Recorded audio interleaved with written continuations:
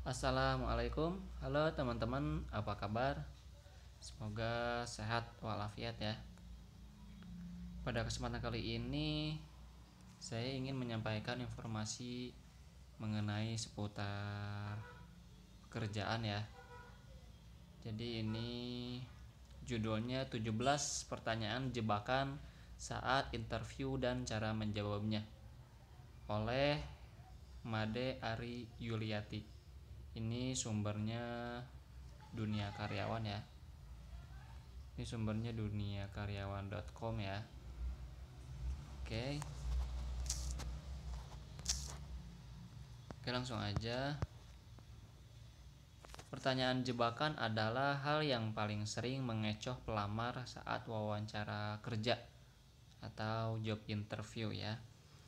Apabila Anda kurang teliti, maka Anda akan terperangkap dan kehilangan pekerjaan idaman. Pewawancara akan berusaha menyelipkan jenis pertanyaan ini untuk tujuan tertentu. Misalnya untuk mengetahui bagaimana karakter Anda yang sebenarnya dan apakah Anda orang yang tepat untuk sebuah posisi di perusahaan tersebut. Apabila Anda termasuk orang yang tenang, Anda tidak akan terjebak dengan pertanyaan macam ini. Sayangnya tidak semua orang dapat mengontrol diri dan bersikap tenang menghadapi wawancara kerja. Diperlukan kiat-kiat dalam mempersiapkan diri agar wawancara kerja Anda sukses. Untuk mempersiapkan diri, Anda perlu mengetahui seperti apa pertanyaan jebakan yang biasa diajukan saat wawancara kerja. Simak 17 pertanyaan jebakan serta cara menjawabnya berikut ini. 1. Bagaimana Anda mendeskripsikan diri Anda dalam 3 kata? Pertanyaan jenis ini ditujukan untuk mengetahui karakter Anda. Waktu wawancara yang singkat tidak bisa Anda habiskan untuk menceritakan diri Anda panjang lebar. Dengan 3 kata yang mendeskripsikan diri Anda, pewawancara telah memiliki bayangan siapa diri Anda dan bagaimana Anda menilai diri sendiri. Nah, ini jawabannya. Pilihlah 3 kata yang menjadi unggulan Anda dan berhubungan dengan pekerjaan yang sedang Anda lamar. Jika Anda melamar posisi sebagai web designer, sebutkan karakter yang berhubungan dengan pekerjaan seperti kreatif, responsif, dan lain sebagainya. Namun jangan menyebutkan kata kreatif apabila Anda melamar pekerjaan sebagai akuntan. Selain karakter yang berhubungan dengan pekerjaan, Anda perlu menyebutkan karakter positif lainnya yang memang Anda miliki. Misalnya, jujur, pekerja keras, antusias, berdedikasi tinggi, dan lain sebagainya. Menurut WikiHow, Anda perlu menggambarkan diri Anda dengan contoh-contoh yang konkret, jelas, dan tidak bertele-tele. Jadi ini kesimpulannya, jawablah sesuai dengan posisi yang teman-teman lamar ya. Juga selalu bersikap positif ya tentang diri Anda ya, menjelaskan diri Anda itu positif tetapi tidak berlebihan begitu ya, agar si pewawancara tersebut bisa membayangkan diri Anda itu seorang yang positif, yang bekerja keras, dan diri Anda layak untuk bekerja di perusahaan ini sebagai posisi yang Anda lamar begitu ya, kurang lebih. Oke, selanjutnya yang kedua, apa yang Anda ketahui tentang perusahaan ini? Pewawancara mengajukan pertanyaan ini untuk mengetahui sebesar apa keinginan Anda untuk bekerja di perusahaan tersebut. Paling tidak, Anda mengetahui profil perusahaan itu, sejarah, filosofi, visi dan misi, serta nilai-nilai yang dijunjung tinggi oleh perusahaan yang Anda lamar. Jangan pernah Anda membandingkan perusahaan yang Anda lamar dengan perusahaan tempat Anda bekerja sebelumnya. Hal lain yang harus Anda hindari adalah memberikan jawaban negatif seperti masalah-masalah yang sedang dihadapi perusahaan, pendapat yang kurang baik tentang perusahaan, dan lain sebagainya.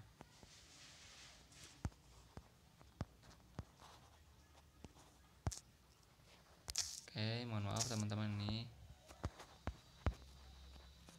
ada kesalahan.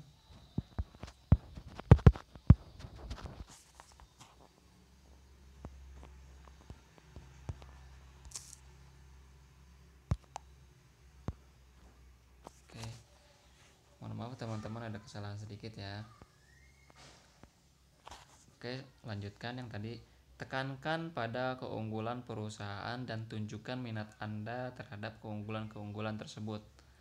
Nah, jadi di poin 2 ini kesimpulannya, jika pertanyaannya apa yang Anda ketahui tentang perusahaan ini, jadi teman-teman wajib ya sebelum berangkat interview itu, atau sehari atau 2 hari sebelum berangkat interview, teman-teman harus mempersiapkan diri, harus mengetahui sedikit banyaknya tentang perusahaan yang teman-teman lamar.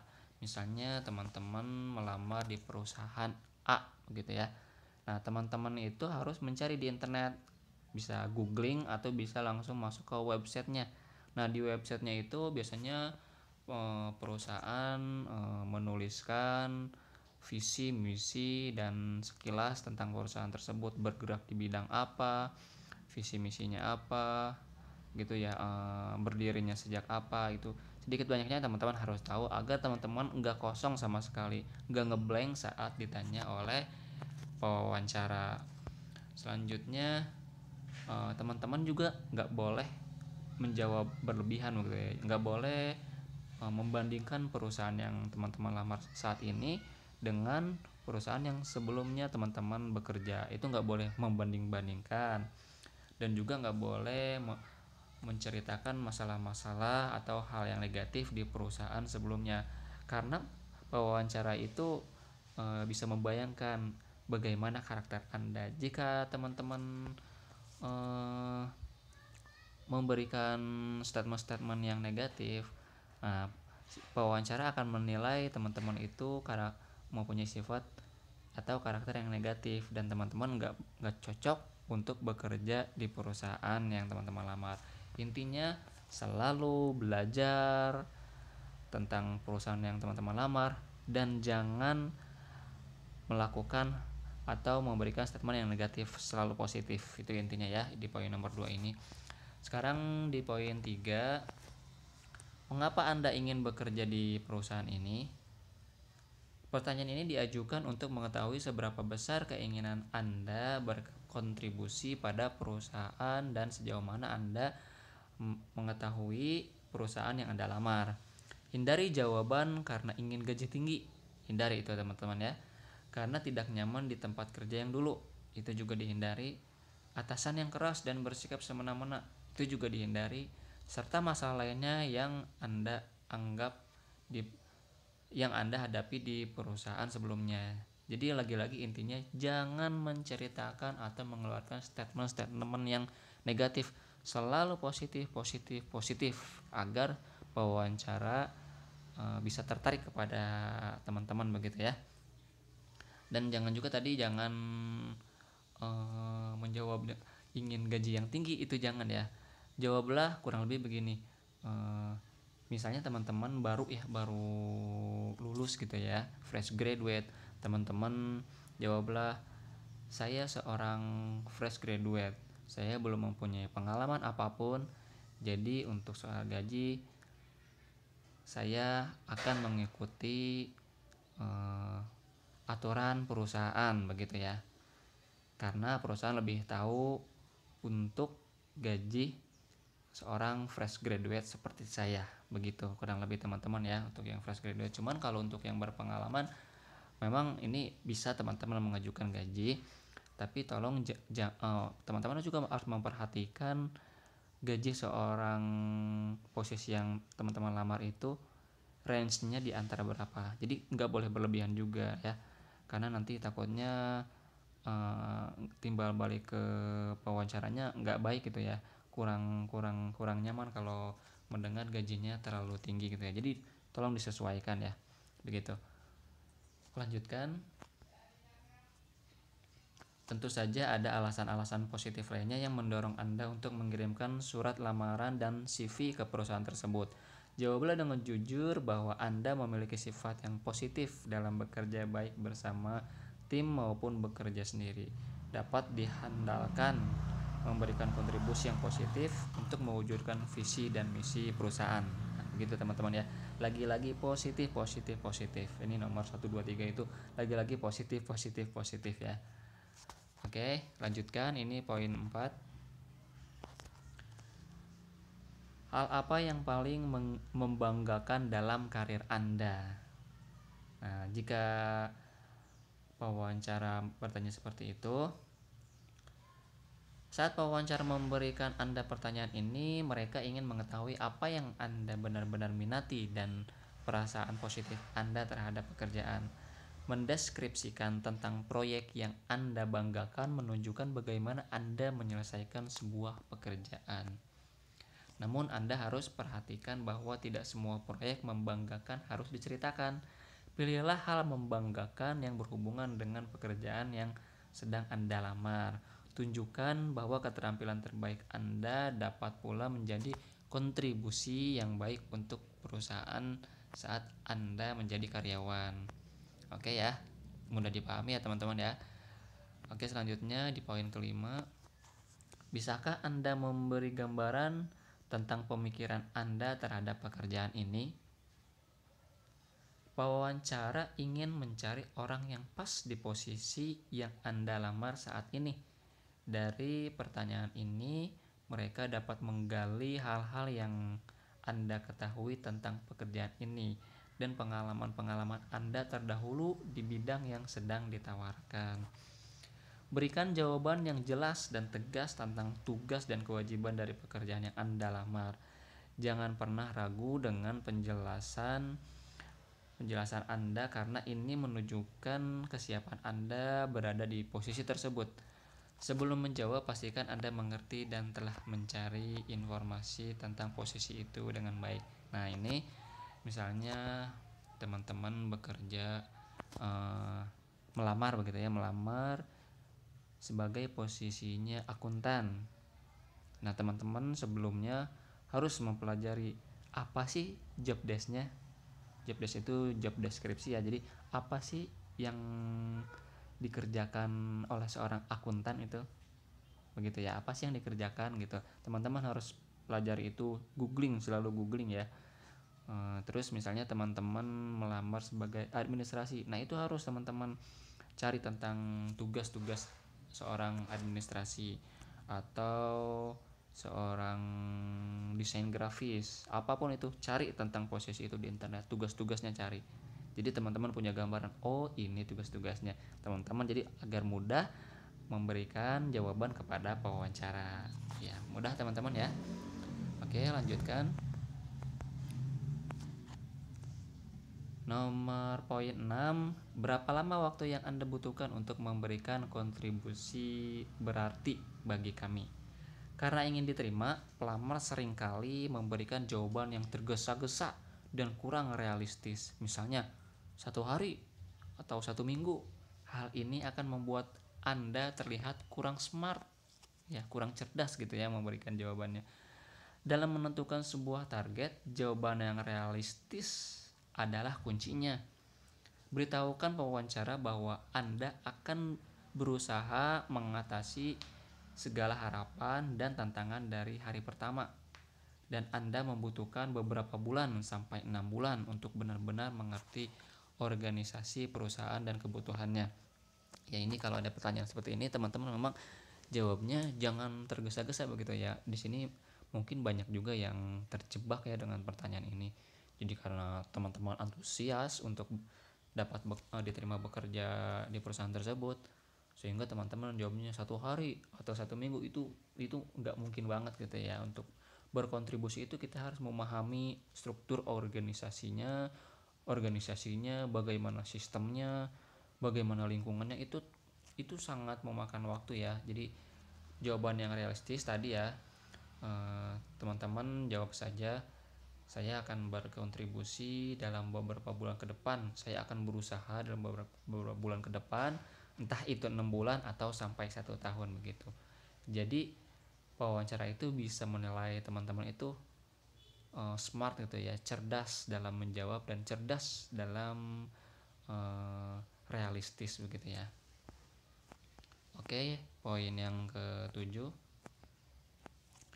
Jika Anda diterima, berapa lama Anda akan bekerja di perusahaan ini?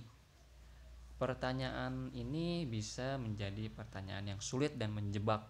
Tentu manajer yang akan merekrut Anda ingin tahu seberapa besar keinginan Anda untuk bekerja di perusahaan tersebut. Jangan pernah menyebutkan angka berapa tahun Anda akan bersama mereka. Buatlah jawaban yang memberitahu pewawancara bahwa Anda tertarik berkarir bersama perusahaan, mencapai target bersama. Gitu ya teman-teman ya. Jadi jangan pernah menjawab angka berapa lama teman-teman akan bekerja di situ. Jangan pernah itu ya, jangan pernah. Buatlah jawaban yang memberitahu pewawancara bahwa teman-teman tertarik berkarir bersama perusahaan untuk mencapai target bersama. Begitu ya teman-teman. Jangan pernah menyebutkan angka ya teman-teman. Oke. Sebentar teman-teman ya, ada masalah lagi sedikit nih.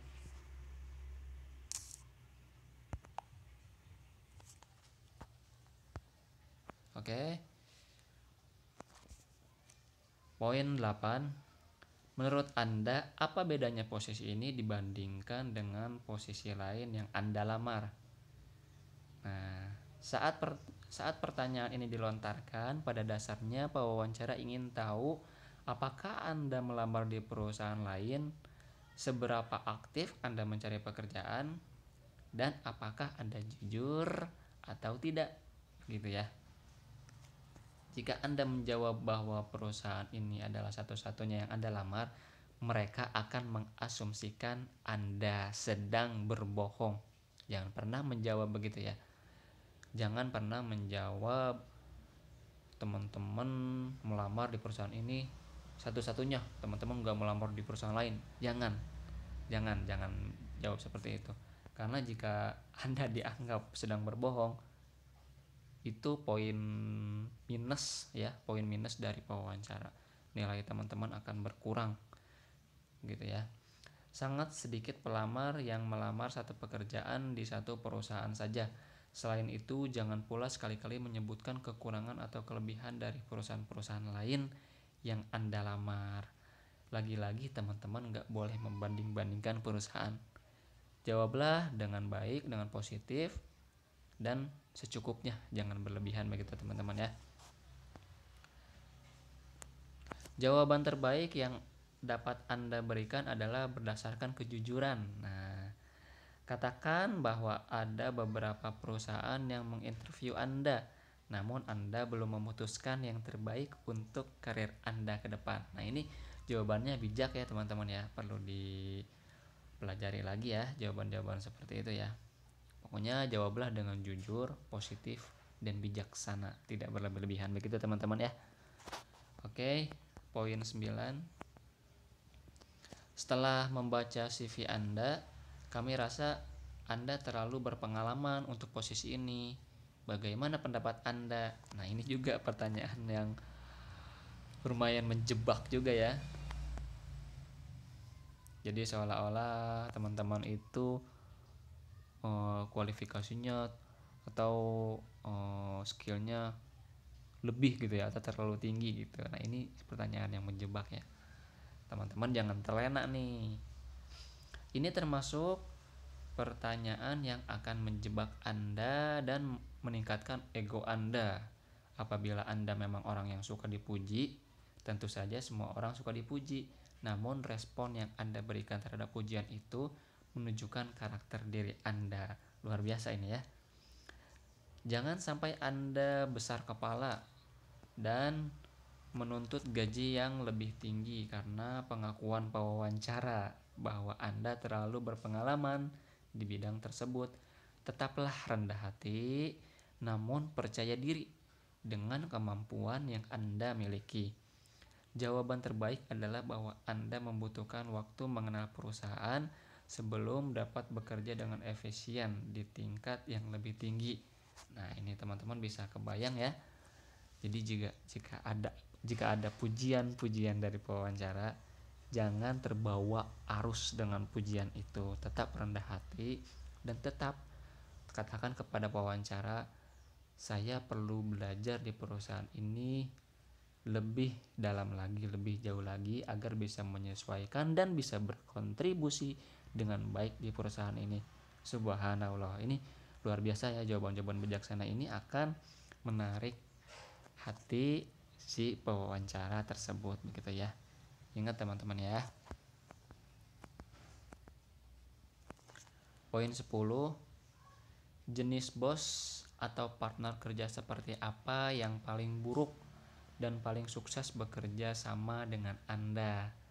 Dari jawaban yang Anda berikan untuk pertanyaan ini, pewawancara akan mengetahui apakah Anda memiliki konflik dengan bos atau rekan kerja di perusahaan sebelumnya.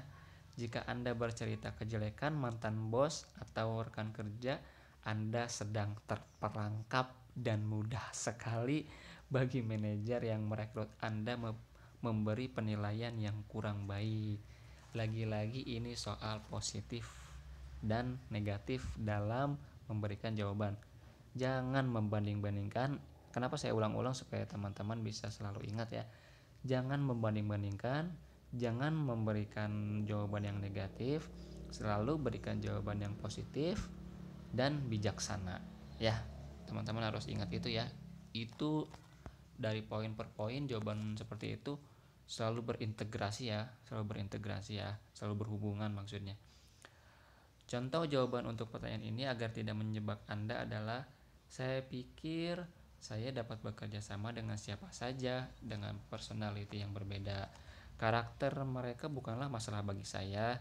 Beberapa kerjasama yang paling sukses saya lakukan saat kami berkomunikasi dengan baik dan merencanakan bersama serta merealisasikan apa yang kami rencanakan. Nah, begitu teman-teman ya. Intinya selalu berikan kesan-kesan yang positif tetapi tidak dibuat-buat. Bijaksana, rendah hati, tadi ya di poin-poin sebelumnya sudah disebutkan. Ini soal sikap ya, karena sikap juga menentukan ya teman-teman ya. Sikap dan wawasan teman-teman itu inti dari ke-10 poin itu ya. Sikap dan wawasan teman-teman ya. Itu tadi poinnya baru 10. 7 lagi akan saya bacakan di video selanjutnya ya teman-teman. Saya bagi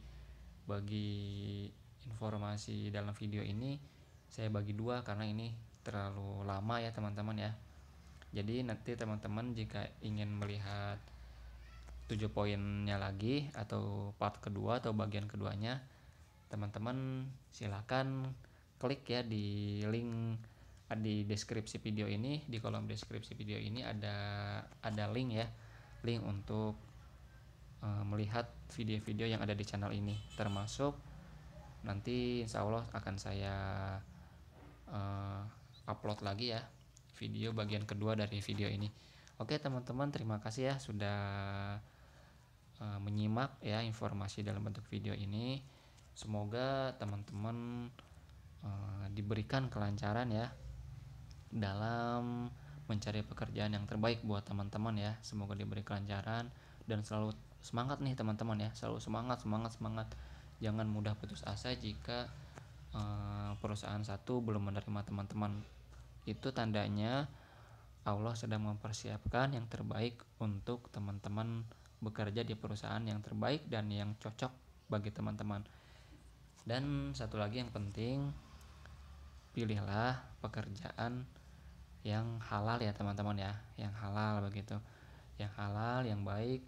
Dan kalau bisa ada nilai plus lagi nih teman-teman, pilih perusahaan yang bermanfaat bagi orang banyak begitu ya. Misalnya produk-produknya begitu teman-teman pelajari di perusahaan itu bergerak di bidang apa.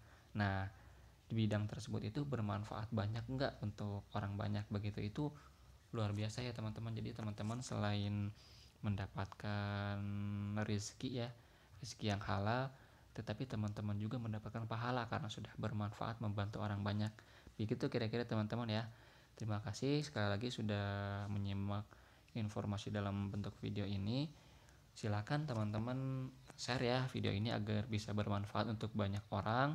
Jangan lupa juga subscribe ya teman-teman, supaya nanti mendapatkan notifikasi informasi-informasi dalam bentuk video lainnya ya. Terima kasih, sampai jumpa di video selanjutnya. Wassalamualaikum warahmatullahi wabarakatuh.